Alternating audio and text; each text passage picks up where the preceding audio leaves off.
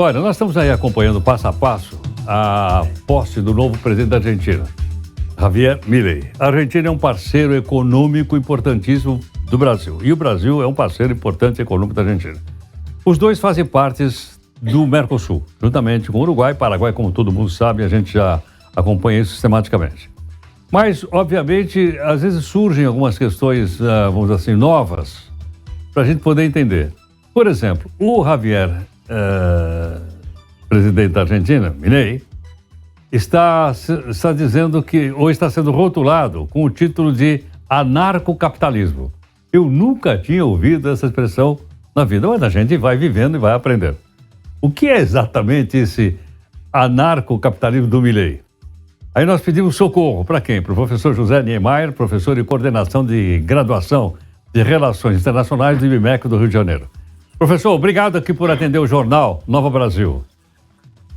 Heródoto, eu fico muito feliz de te encontrar.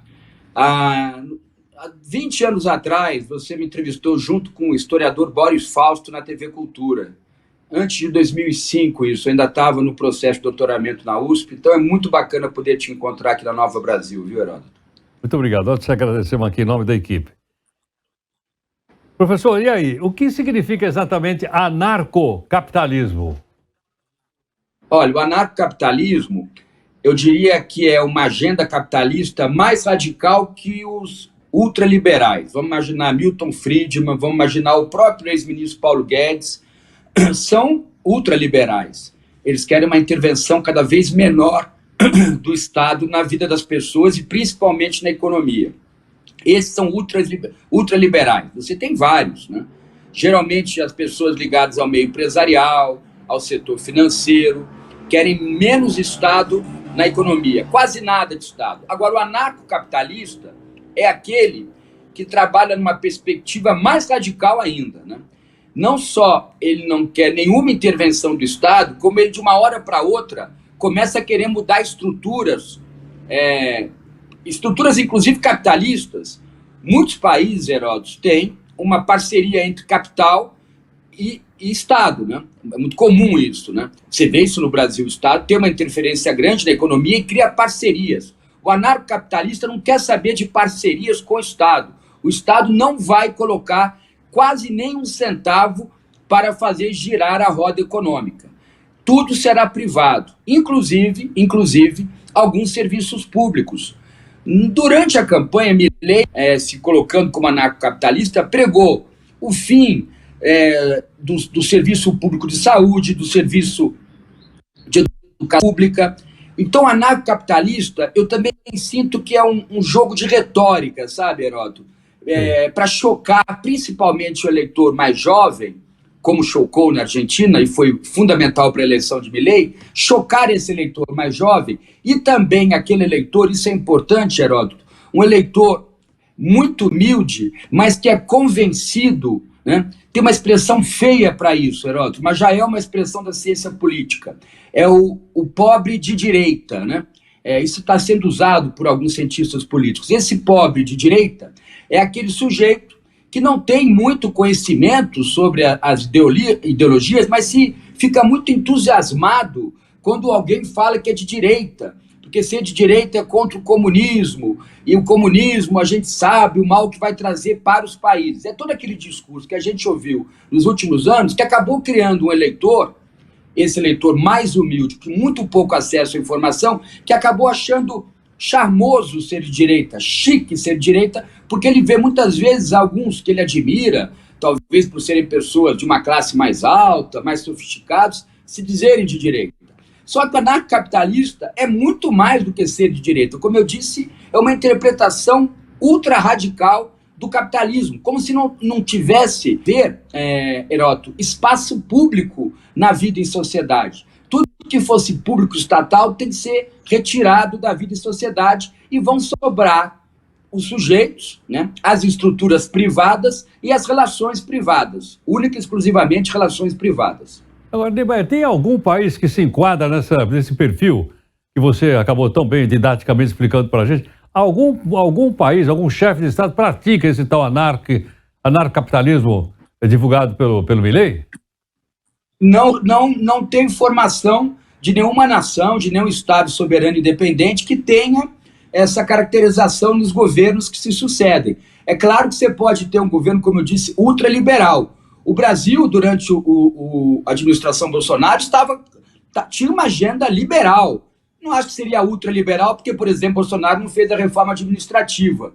Para um anarcocapitalista, não pode ter serviço público, não pode ter funcionário público. No tempo e no espaço tem que acabar. E Bolsonaro aceitou, fez um acordo, né, muito típico dele, sempre foi uma pessoa ligada ao setor público, o Bolsonaro, mas Paulo Guedes não, tentava fazer girar uma máquina de perfil mais liberal na economia. E conseguiu em alguns pontos. Não reconheço. Os Estados Unidos, também não. Os Estados Unidos, a interferência do Estado, Heródoto, você sabe disso na economia, é enorme. O Estado financia a agricultura, o Estado financia setores estratégicos como armamento, medicamentos, né? Setor químico. No Brasil também, o Estado está sempre presente, talvez até demais em alguns setores, eu concordo. Mas eu acho que o Milei utilizou essa expressão anarcocapitalista para chocar e para tentar ganhar a eleição. Ganhou, né, Heródoto? Exatamente. E, Maia, me diz o seguinte, em relação a esse tema, a gente pergunta o seguinte, será que ele vai manter aquela história de acabar com o Banco Central? Até vou ver, o Banco Central brasileiro, ele é recente, né?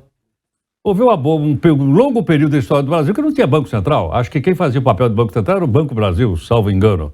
E o Banco Central, acho que data do quê? Da década de 60 para cá? Não estou lembrado se foi no governo... mais ou menos década de 50 para cá, Heródoto. Década de 50 para cá, Década de 50 para cá. Também a data agora exata eu não vou me lembrar. Mas é fundamental um Banco Central. O Banco Central é aquele que emite moeda, que mantém a soberania da moeda. Porque, como anarcocapitalista, ele não quer nem que tenha moeda argentina, ele quer que tenha o dólar. Pelo menos ele pregou isso. Agora ele tirou um pouco o pé do acelerador, né, Heródoto? Mas o Banco Central é uma interferência no mercado para um anarcocapitalista. Para um ultraliberal, como Paulo Guedes e o economista já falecido Milton Friedman, da Universidade de Chicago, o Banco Central tem um papel, sim, porque eles precisam controlar minimamente a emissão de moeda, a base monetária, para tentar controlar a inflação a partir de política econômica. Mas o anarcocapitalista não quer nem Banco Central. Ele quer, inclusive, a dolarização. Ele quer que o dólar seja a moeda corrente. Então, ele quer também, é interessante, porque ele é um anarcocapitalista, Heródoto, mas, ao mesmo tempo, ele é um nacionalista. Ele diz que ama a Argentina e parece que ama. E se coloca nessa perspectiva.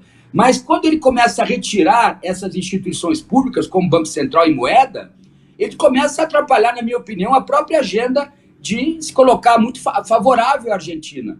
Muito difícil, Heródoto, hoje um país que tem essa agenda anarcocapitalista. Vamos acompanhar.